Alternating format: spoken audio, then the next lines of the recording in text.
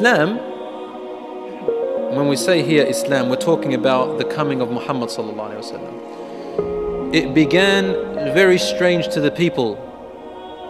Strange.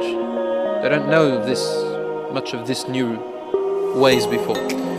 وَسَيَعُودُ غَرِيبٌ, and it will come back in the future strange again. كَمَا بَدَأ, the way it started in the beginning. Just exactly the same way. Then he said, فَطُوبَى لِلْغُرَبَاء, good news to those who are strangers in all this time. Strange, what's strange? Strange is different to weird.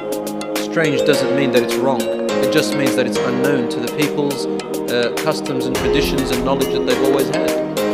It's strange, but interesting.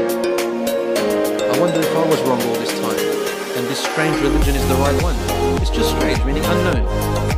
But Islam began like that. We know the story in the seerah of the Prophet ﷺ. All you have to do is to read it, and you'll know what I mean.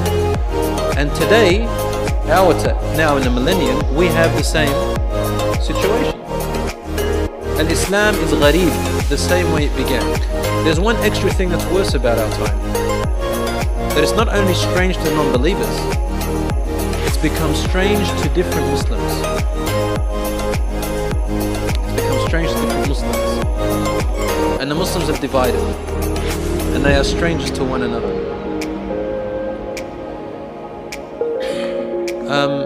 The other day, this brother came from Palestine and is now living here. I think it was Ramadan time. I don't remember what action we did in Taraweeh prayer, and this brother never heard of this action before in his life, never been taught it. I don't remember what it was, but the moral of the story is that he said, I've never known this ever since I was born. He's probably about 24 years old. So he said, I never knew this before. First time I ever hear it.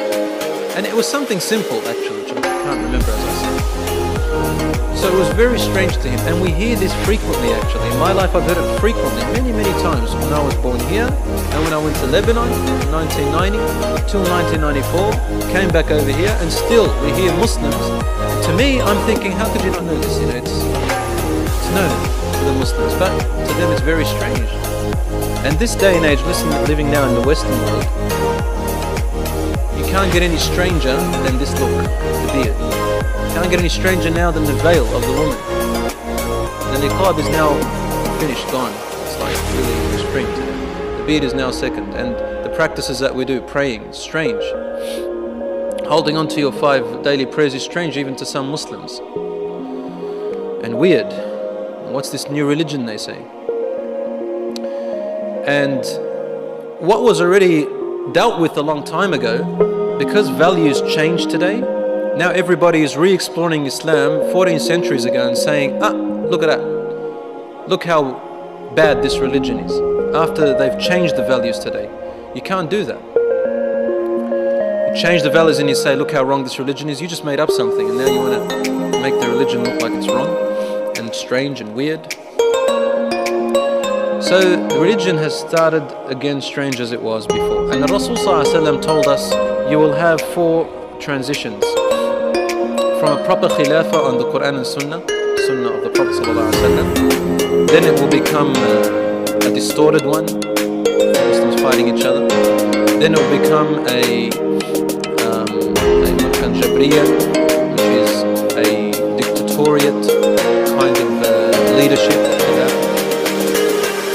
Then, which is now, there's lots of dictatorships in a lot of the Muslim countries, a lot of the Muslim world. And if a person just speaks of Islam in some places, he's imprisoned immediately. All the terrorists and all the extremists and so on and so forth. Then he said, ثُمَّ تَعُودُ الْخِلَافَ عَلَى مِنْهَاجِ النُّبُوَّةِ. Khilafah will return back, leadership of Muslims, to the way the Prophet ﷺ began. And that is yet to happen. That is yet to happen. The last Khilafah we had was the Ottoman Empire. So this is another sign that is inevitably coming. But the thing is, the Muslims will return. The nation of Islam in its proper teaching, its proper form, as it began, will come back and will fill the world with peace and justice, just as it was filled with injustice and tyranny. And that's the time of Al-Mahdi. So the religion will begin gharib as it started before. And this is today, one of the minor signs before the major signs come. as time passes, my dear brothers and sisters, after these minor signs develop, plots and plans will be carried out by enemies of this religion, outside of it and within it.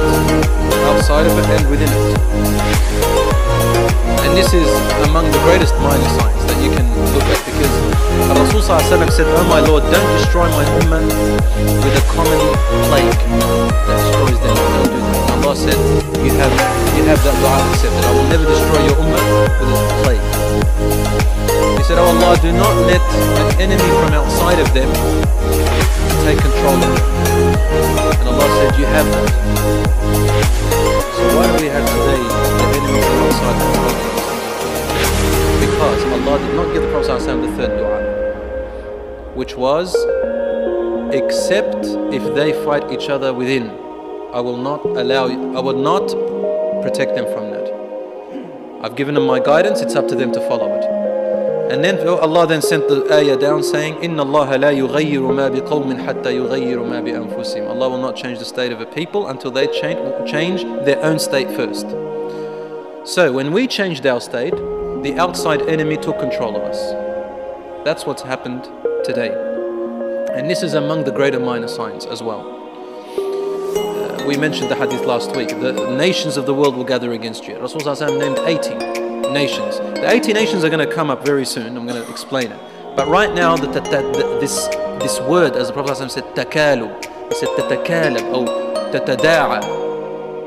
Tatada'a means they invite one another, like tatakalab, like beasts calling each other and becoming wild over you. And today they are wild, and in many places in the world over the Muslims.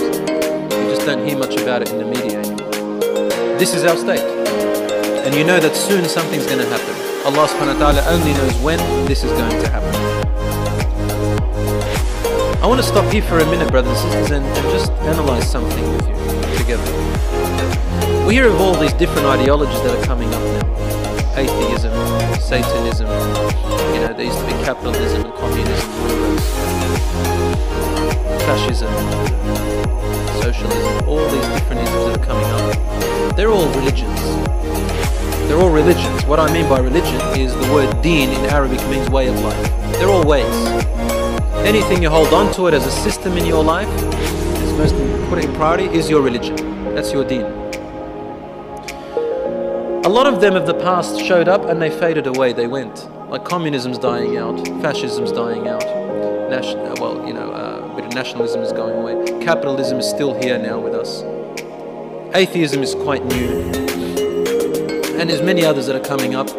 And these are all, to me, wallahi, are just temporary. They're all going to die out. There's no power for them that really holds them. You will see that really the power that is really happening, the ones who really have authority, are actually the two major religions, which are Christianity and Judaism. Because if you look at any of them, any of these movements, behind them the authority, the power, represent these religions. And then you have Islam. These three major religions, brothers and sisters, are still there. And they've always been there. And their authority, the power on top of them, represent those religions. Those other little things that you see, atheism and all those other isms that you see now, they don't really have strong authority on the upper hierarchy. And if you look at it carefully today, the sifting between the Muslims is happening already. The hypocrites, the half-Muslims, the Muslims who make up their religion as they please, the so-called moderate Muslims of today, and you even find people who are representing Islam in a high ranks in this new meaning of moderate Muslim. There's a new word now, a new terminology for moderate Muslim, and there are a lot of Muslims who are going within that wave at the moment. You can see it, especially among the teenagers. Especially among the teenagers. If I want to win the battle, I don't fight you. I'll just take your children and get them to my way. So a lot of the children today, teenagers, have got this misunderstanding of Islam. That Islam is like every other religion. You've got to separate spirituality between everything else and everything else in the world. And wallah, I've heard it with my ears. Many teenagers have said this to me. A lot of teenagers ask me, can I wear the cross for fashion? It's because it's good looks. And they're getting them really involved in this materialism. It's a very materialistic world. We're involved a lot into the materialistic world. Why the materialism? Because it's the best method of keeping your mind distracted away from God. The best method. Because the opposite, the opposing enemy of our deen is materialism. Of any proper deen was materialism. This is what made the Jews lose their way, what made the Christians lose their way, and it's what it's making a lot of Muslims lose their way. Materialism. That's what we're in today, really. It's a war of ideology, and the obstacle or distraction is materialism.